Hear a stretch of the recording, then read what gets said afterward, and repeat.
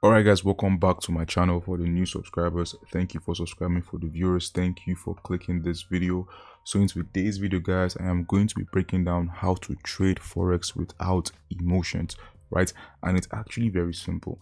Now guys, how you do this is by literally following a system, right? And this system is basically what I have created in my ebook. And if you do want to access this ebook guys, just click the link in the description, put in your name and your email and you will get it. But guys, this is the system I have created guys for myself, and I feel the system works for me, right? After trials and error, right? And this is me speaking this after 4 years of trading, right? But essentially guys, what I do is I trade the New York session and the Asian session only, right? And sometimes the London session if I already have a trade open and I'm in profit, right? But in terms of the times I trade between 7 a.m. to 3 p.m. EST, and also 7 p.m. to 1 a.m. EST, right? And also I trade only one pair, which is the GBP JPY. I'm going to make a separate video why I only trade that pair, but that's for a different story. But that's like the system, right? Now, how I actually enter my trades is very simple. I only take trades, right, from my area of interest. And when I say area of interest, guys, it basically just means, the demarcation between buyers and sellers. Where is price giving me signs that, above that area, price is buying, below that area, price is selling, right? So as you can see here, this is a clear example of showing you an area of interest, right? I literally marked this up, waited for price to approach that zone, right? Price gave me a 1 hour entry shooting star. I took that trade, and as you can see, I literally cut the sell, right? So it's all about marking your area of interest and understanding what phase you are in the ICC concept, right? Because in the ICC concept, there are 3 phases. The first phase is the indication phase, the second phase is the correction phase, and the third phase is the continuation phase. Now in this specific case here, this was the correction phase, right? So guys, still stick with me, don't click out this video because I'm literally giving you guys the full source, right?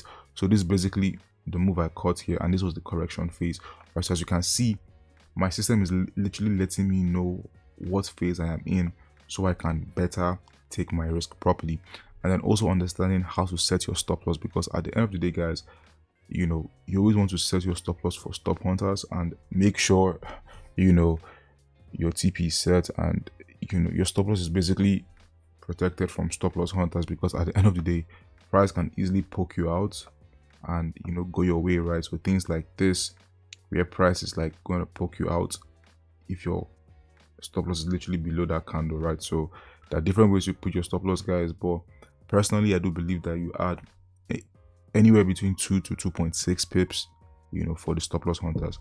And then also you have a risk threshold, and those risk threshold basically, it just means, let's say you're holding a trade right now, for example a sell trade, right?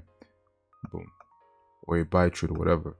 Your risk threshold basically just means where are you allowed to let your emotions come in play, right? So basically what I do is I have like this box here, and basically whenever price reaches this box, right, then I have the choice to either pull out or keep holding, or like if I want to keep holding, I secure like a 1 to 2 risk to reward, or like a 1 to 4 depending on how price is, and then I keep holding, or I take 80% partials and then do whatever I want to do, right? But the point is guys, until price touches this zone here, which is my risk threshold, I am not going to touch my MT4.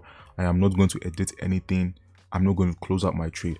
This is basically how you follow the system, right? And then guys, another thing is, like I told you guys, we don't do break-even trades. It's either you take your partials and then you put your stop loss at break even, or you hold price to full TP. All right guys, and then also I like to do 2 trades per session, or I split my risk. So basically speaking, basically 2 signal trades. So what that means is, let's say I take a trade here, this is my first trade, let's say I risk 1% or I risk 0.2 or whatever, right? And I lose this trade, then I wait for price to give me another trade, let's say this one, and then I lose it, then I'm done for that session, right?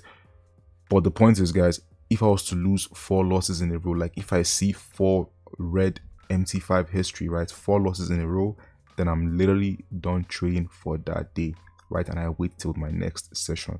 And also I've noticed, guys, that when it comes to taking your trades, guys, you want to make sure that that trade is, you know, what you want. And that's why I've made this rule to, you know, your first trade must be at least 0.6%, because I've noticed, guys, like there are some moves that happen that you would have made more money. All you just had to do was just increase the lot size, and the reason why you did not increase that lot size was because you were scared or something like that, right? So my point is, guys, your first trade, especially understanding your system, which I do here, I understand that my first trade needs to be, you know, that lot size needs to be good, because price might legit, you know, do something like this where it sells down, and guess what, I caught this move, you feel me? And then lastly, guys, you know, there are 3 types of entries. I use my regular entry, which is basically, you know, price giving me, you know, a regular shooting star, and then my second entry, which is like the martingale. So basically martingale just means, you know, let's say, you know, this was like a buy trade right here, right? Boom. And then my stop loss is right here. You see how price goes into a drawdown, right? When price goes into a drawdown, I can literally take my trade from here. Now my, you know, 1 to 4 risk to reward has turned from a 1 to 4 to a 1 to 14, right? So this is basically how I use the martingale, right? You don't have to use smart money concepts. You don't have to wait for liquidity to, you know, take you out, or wait for liquidity to be taken and then you enter. Nah, bro, just wait for price to go into a drawdown and hope it doesn't hit your stop loss, and you just trade. Simple. And then the last entry model is called the Raja Banks model, and essentially, guys, the Raja Banks model is effective, you know what I mean, when there's momentum, essentially, right? But essentially, guys, what it means is, let's say this was my entry right here. Raja Banks just basically means price, right, needs to go above the wick, right? This wick right here. Once it goes above this wick, right, then you take your trade, and then your entry is going to be above this wick, and your stop loss is going to be, you know, below this candle wick right here. So let's assume this doesn't have a wick, or this wick is like literally down here. Let's assume it's like this, right? Right. If I move it here and paint the picture to be pink. Let's assume this is the wick right here, right? Like this. Then your stop loss should literally be below that wick. Boom. And then because price came above this candle, boom, this is basically the Raja Banks model. But yeah, guys, this is how you can literally trade without emotions, by following a system, guys. And like I said, guys, all you have to do is just follow the system. Trade only one pair of your choice, you know, stick with it, and guys, you will make bare money. All right, guys, I hope you guys enjoyed this video, and I hope to see you guys in a different video. Peace.